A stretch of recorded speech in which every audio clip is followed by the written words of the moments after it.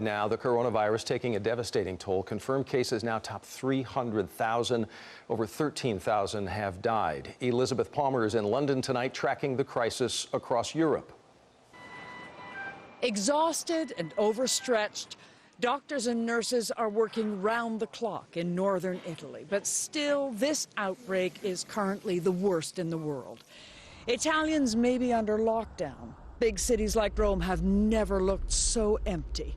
And yet, there were more than 600 new deaths just overnight. It was a military convoy that transported coffins to the cemetery outside the town of Bergamo. Spain is bracing for its own outbreak, the second worst in Europe, to escalate. Authorities in Madrid have ordered a conference center to be transformed into an emergency hospital.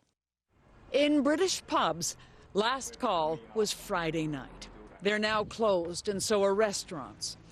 The number of deaths in the UK remains relatively low, 281 overall, but it is steadily rising. And today the government announced that 1.5 million, especially vulnerable people, will be asked to stay at home for 3 months.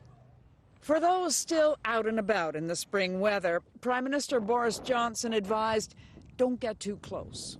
Don't think that fresh air in itself automatically provides some immunity. You have to stay 2 meters apart.